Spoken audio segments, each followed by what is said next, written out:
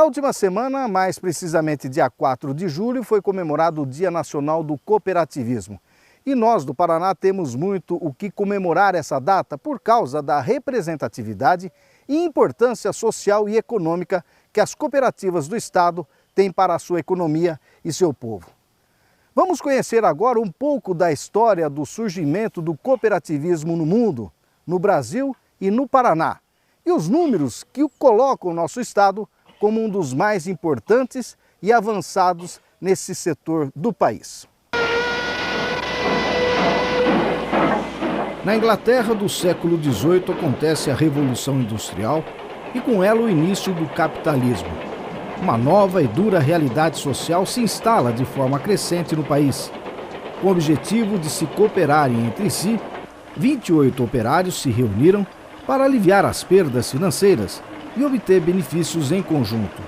Assim nasceu o conceito cooperativista que conhecemos hoje. No Brasil, o cooperativismo teve seu início no final do século XIX. Em 1889, nascia uma cooperativa de consumo na cidade de Ouro Preto, Minas Gerais. No Paraná, há registros do surgimento das primeiras cooperativas no ano de 1829, com a chegada de imigrantes alemães na região de Rio Negro, no sudeste do estado. De lá para cá, com a chegada de outros povos, como os ucranianos, poloneses, italianos, japoneses e holandeses, que deram importante impulso ao cooperativismo estadual, o estado se tornou um dos mais importantes do Brasil quando o assunto é cooperativismo. O Paraná tem hoje 221 cooperativas de vários segmentos que faturam mais de 70 bilhões de reais e empregam mais de 1,5 bilhão de pessoas. O ramo agropecuário é o mais representativo deles. São 69 cooperativas que faturam perto de 58 bilhões de reais e empregam mais de 250 mil pessoas. Outros números também mostram a força das cooperativas do agro para a economia do estado. As cooperativas agropecuárias, elas recebem quase 60% do que se produz no Paraná. Então, além disso ser algo significativo de valor e volume, ela representa muito na agropecuária para o Paraná, para os agricultores. Seria impossível fazer uma safra agrícola hoje no Paraná sem contar com as cooperativas. Não daria para plantar, nem colher, nem armazenar, nem comercializar. Os investimentos, o cooperativismo investe por ano mais de 2,5 bilhões de reais em estrutura, em agroindústria, em armazenagem, isso só nas agropecuárias. Mesmo com esses números expressivos, as cooperativas buscam mais e planejam dobrar seu faturamento até o ano de 2020. Em 2015, as cooperativas faturaram 50 bilhões, né? E há uma perspectiva de nós chegarmos a 100 bilhões lá em 2020, 2021. Vai depender agora da realidade econômica do país. E isso não isso é diferente de uma outra empresa estar fazendo. Outra empresa fatura, não, é um movimento que gera isso. Então é o produtor, o pequeno produtor, o médio produtor, que associado na cooperativa faz com que isso seja uma realidade. Então é importante. E a outra questão, o resultado disso fica lá na base. Eu acho que essa é a grande diferença.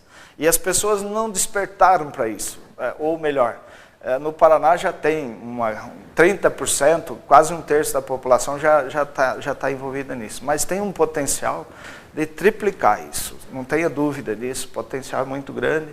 As pessoas que quando elas buscam essa forma, acho que elas se realizam e buscam crescer, se desenvolver, usar mais tecnologia, desenvolver os seus negócios, não depender mais tanto do governo. Às vezes as pessoas acham que Deus, o governo e os empresários vão resolver o problema deles. Então é muito passivo.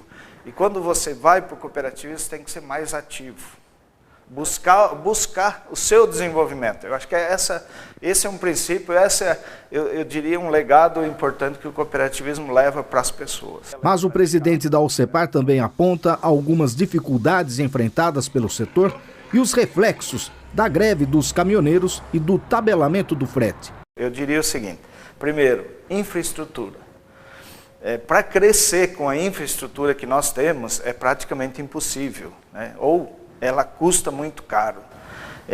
Em outros países, jamais se pensaria fazer o transporte de granel, principalmente de grãos, que não tem um valor agregado, só com caminhões. Então aqui 84% é rodoviário. E as nossas rodovias, comparada com São Paulo, comparada com países aí, desenvolvidos, elas são muito inferiores. E se isso permanecer, se nós não tivermos uma ferrovia que leve nossos produtos para o porto, que faça esse transporte de carga pesado, que para o caminhoneiro também é um problema, não gera o desenvolvimento, esse movimento que nós vimos agora, é um movimento que tem muito a ver com isso. Então, mais ou menos, está estrangulado. Então, nós temos que mudar isso. Nós temos que modernizar. O porto cresceu, acho que o porto melhorou, mas a infraestrutura, de uma forma geral, essa eu diria que é o maior desafio que nós temos. Nós tivemos aquele movimento de fechamento de rodovias, isso não tinha condições de permanecer, estava desabastecendo as grandes cidades, e isso seria um risco para a população como um todo. Isso cessou, não existe mais, mas não foi resolvido o problema. Então, dificilmente nós conseguiríamos fazer uma tabela de frete que serviria para o Brasil inteiro.